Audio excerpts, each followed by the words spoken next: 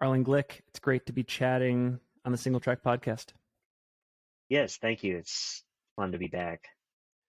There are a lot of things that I want to talk about in this episode that aren't even really Javelina related, though we will get to that. I think the first thing is there was a recent article that came out. I think it was in Ultra Signups feed, or maybe it was on Trail Runner. I can't remember, but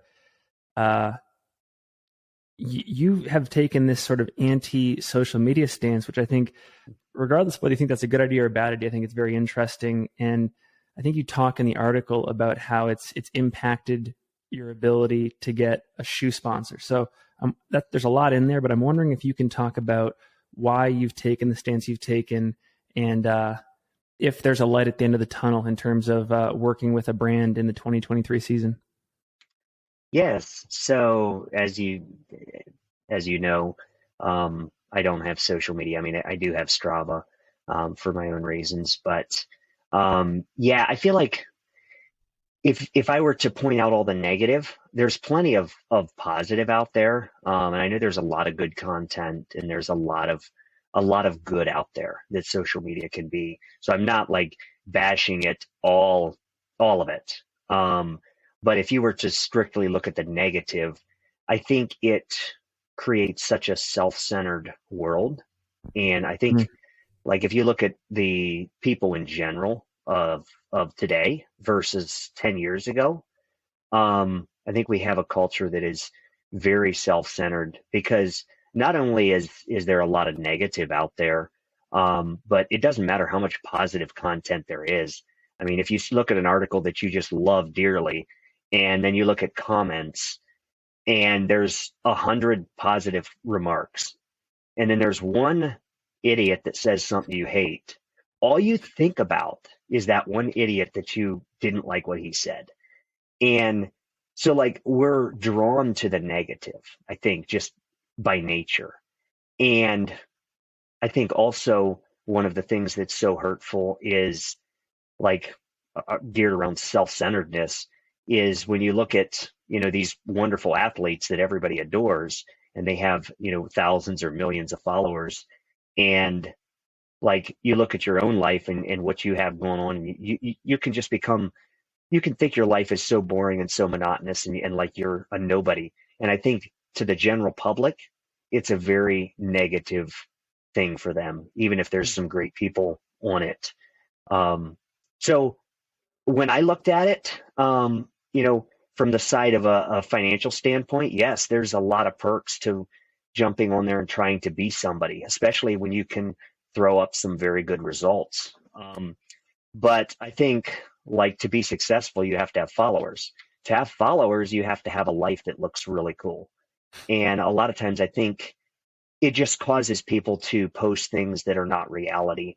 And so people, try to make their life look really cool, to get followers, to get sponsors, and so we've propped up this huge scenario where fakeness is just the norm. And like for me personally, when I was on the outside looking at this, like what are my options as an athlete? I felt like for me to jump on social media, knowing what I know about it, it would be like taking fakeness to a whole new level. So I decided for myself, I'm willing to work a full-time job, do whatever it takes, and to actually sacrifice for this cause. And is there light at the end of the tunnel, you asked? Yes, I do believe there is.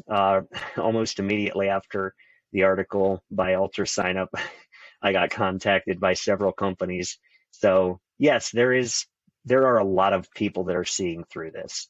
But the sad thing is, it took someone to go to the top of the sport to make a difference. That to me, that's the sad part.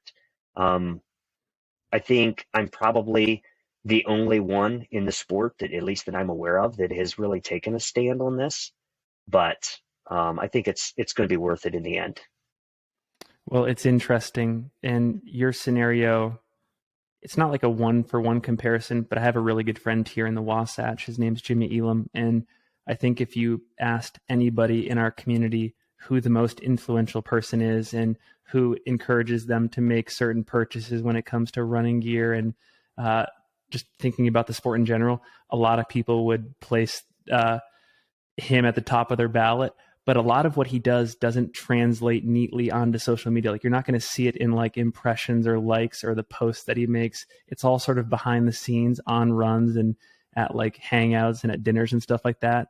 And so I'm with you that there are a lot of ways to be an impactful athlete that I think brands either do recognize or they need to recognize it in the coming years, that go beyond these platforms, because it's not always the case that what athletes are doing out in that world, in the digital world, translates in the physical world. So I don't know. I know that we're supposed to be talking about Javelina here, but I think it's a very interesting discussion. Yeah, I enjoy looking into it because it seems like from my standpoint, a few years ago, companies wouldn't have even talked to me. Like, they wouldn't have even wasted their time. Because, they would look at me and say, well, you're not influencing people. But, when I finished Western States, Dylan Bowman, the first thing he said was, your fans dominated the chat. And it's like, wait a minute, my fans, do I even have fans? Like, that's the, Arlen's like, Darwin's. right.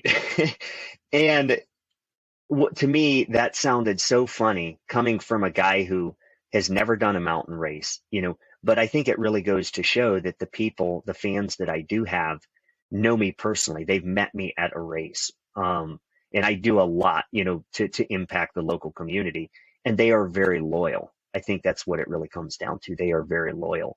And I think it just took a little time for like the public and also companies to realize that this platform they build everything on is very young and it's very untested.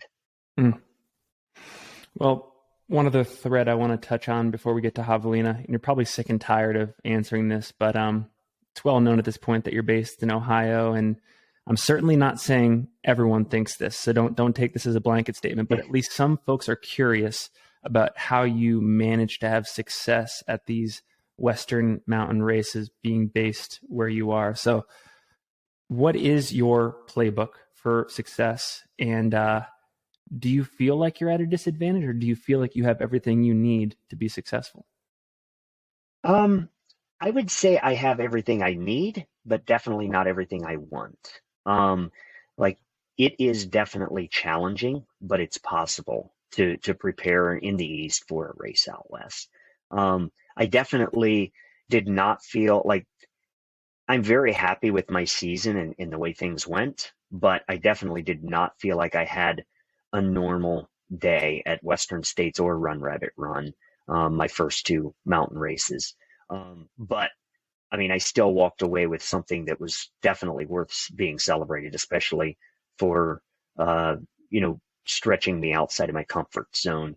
I would say the big challenge for me is this season having a full-time job and then trying to, find time to train specifically for an event that I can't just run out my back door and go, run up a mountain. So it is very challenging. It's not necessarily fun going out and doing a million hill repeats, but it can be done. You've had a great year so far. Jackpot, Western States, Run Rabbit. You already have a spot in Western next year. So where does Javelina fit into the mix this year? Like, what's the purpose of being there this time around? What inspires you? Yeah. So ever since I ran it last year, I've wanted to come back. I guess my A goal is probably to be able to complete the 100 miles without getting caught in the cactuses like I did last year. So that's like an A goal for me, is that I can get through it without having to pull a bunch of cactus needles out of me at 65 miles. But yeah, I enjoyed the race. I think it really highlights my strengths, where I do well, of course, at the 100-mile distance. A rolling course like that is definitely where I feel at home. And the heat is definitely another one of my strengths. So I am going back to have fun. It's nice to not feel like I'm racing. Last year, I felt like it all went well, and I was very happy with the results. But when there's a golden ticket on the line, I think like you tend to run a bit more conservative because you still have that window of top two that you're kind of shooting for. Yeah. Where now that's not really an element. So yeah, I had a phone conversation with Patrick Reagan yesterday, and we were discussing, what we're going to do, and it was a lot of fun talking with him, and just like I think we have the mentality that we're just going to go have some fun, and I think I think that will. I mean, I think that will produce good results, but it's going to be fun to go into it knowing that if I blow up and I ruin everything, like who cares? I have a good performance there. People know what I can do. This time it's just going to be fun. Well, you mentioned there that given the circumstances last year, there was a golden ticket on the line. You wanted to get into Western. You had to make some sacrifices from like a pure, how well can I do on this course, like time trialing standpoint. Are you going out there with any mentality of like, I would love to time trial this, and maybe I'm aiming for a benchmark, like trying to run this in under 13 hours? Does any of that come to mind for you? It definitely does, but I'm definitely not going to be like paying much attention to my splits. I'm going to still go out with the same like effort level. Go out, try to run the same feel. If the day hands me a good results, I think I could push a lot harder towards the end of the race than I did last year. I think, yeah, I think I'm a lot more in fighting mode this year. I have typically in the past done much better racing my way into races, which is the case for Javelina this year. I think, yeah, I think like if I look at a certain time, yeah, I mean, as you know, Patrick holds the fastest time at 13:01. Yeah, that's a really cool number. It would be neat to be the first one to go under 13. Um, and I think like historically, it's usually super hot there. I'm a little hesitant to even mention it because it's still, what are we, 8 days out from race? Yeah. But at this point, they're saying like maybe high 70s, which would be a lot cooler than some years. So I think this is the year to go for it. And I think I'm going to go for it, but I have nothing specific in mind.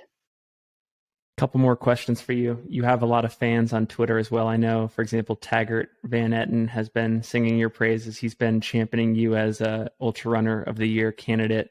So I guess there is something riding on the line here in that maybe this race adds to your resume. Do you think about that at all? When you think about like other purposes to draw on and to race for, does any of that come to mind?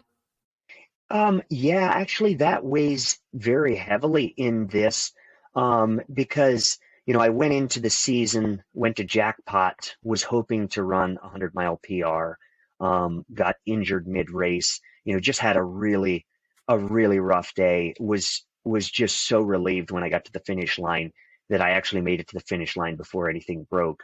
Went to Western States after, my longest downtime ever, and like kind of felt stitched together for that race. Came away with a decent result, but not the way I like to feel at the finish line. Like I like to feel spent, and that's not the way I felt. And then went to Rabbit, and very similarly, only for a different reason, blew up early in the race.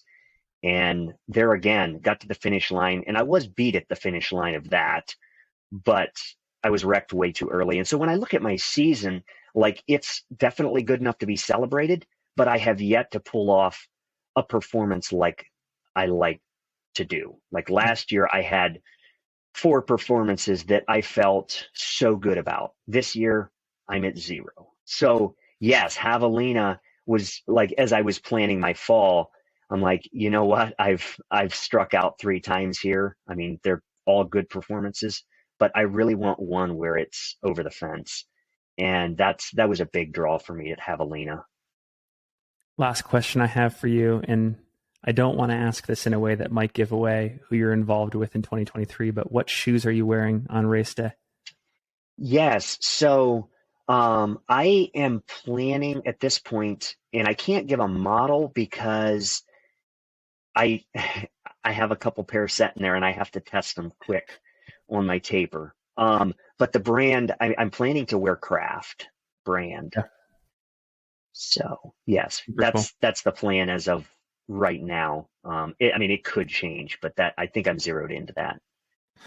Awesome. Well, Arlen, it's always great to chat. I'm super excited to follow your race next weekend, and yeah, we'll make sure to link to that article. I think it was from Ultra Sign Up in the show notes, and any other content out there. But thanks for an interesting conversation, and best of luck next Saturday.